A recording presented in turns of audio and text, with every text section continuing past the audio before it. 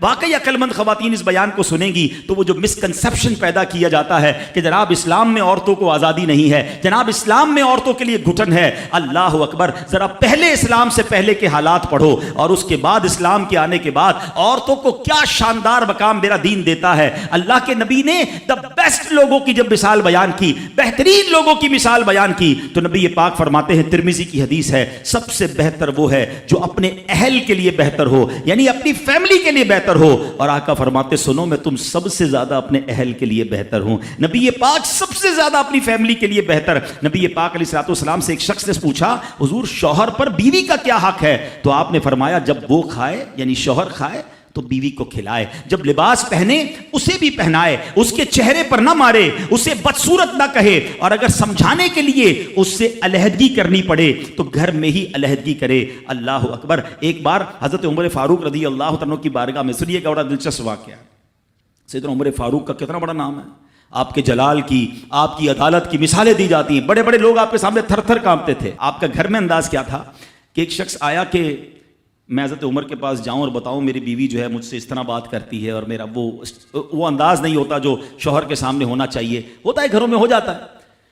تو حضرت عمر کے دروازے پر پہنچا نا، تو اندر سے اسے سیدنا عمر فاروق رضی اللہ تعالیٰ عنہ کی زوجہ ام کلثوم رضی اللہ تعالیٰ عنہ کی ناراضگی کی عالم میں گفتگو کرتے ہوئے سنا۔ وہ حضرت عمر سے بات کر رہی تھی، تو وہ شوہر سوچنے لگا کہ میں تو اپنی بیوی کی شکایت لے کر آیا تھا، حضرت کے تو گھر کا بھی معاملہ ہی ایسا ہی ہے۔ تو وہ کہتے میں واپس ہونے لگا، حضرت عمر نے بلا لیا، کہا کیوں آئے تھے؟ تو کہا کہ میں تو حضرت اپنی بیوی کی شکایت کرنے آیا تھا، مگر میں آپ کے دروازے پر آیا، آپ کا بھی معاملہ ہی ایسا ہی ہے، تو میں سمجھ گیا ہم دونوں ایک ہی معاملے میں ہی ہیں۔ اب حضرت عمر نے جو ان کی تربیت فرمائی نا، آپ نے فرمایا میری بیوی کے مجھ پر چند رائٹس ہیں، چند حقوق ہیں، مجھے اس سے چند فائدے حاصل ہوتے ہیں جس کی بنا پر میں اس سے درگزر کرتا ہوں۔ پہلا یہ کہ یہ میرے لیے جہنم کی آڑ ہے، میرا دل اس کی وجہ سے حرام کاموں سے بچا رہتا ہے۔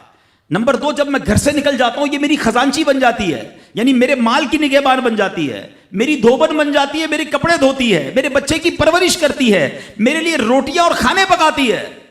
تو وہ شخص کہتا ہے یہ سارے فائدے تو مجھے بھی اپنی بیوی سے حاصل ہیں، تو میں تو کبھی درگزر سے کام نہیں لیتا، وہ مجھے کہتی میں اسے لڑنا شروع کر دیتا ہوں۔ کہتا آج آپ کی بات سے نصیحت مل گئی، اب میں اپنی بیوی کی چھوٹی ماٹی باتوں کو میں بھی درگزر کر دوں گا۔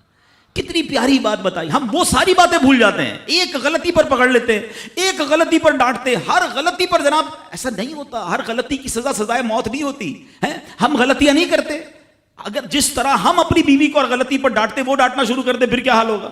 تو ایسا نہ کرے، وہ بھی دل رکھتی ہے، ہم نے کسی انسان سے شادی کی ہے، کمپیوٹر سے نہیں کی، ٹھیک ہے نا؟ تو کمپیوٹر بھی آج کل وائرس آ جاتا ہے، تو وہ تو انسان ہے، غلطی ہو گئی کوئی بات نہیں۔ تو سبحان اللہ، اتنا پیارا مذہب ہے۔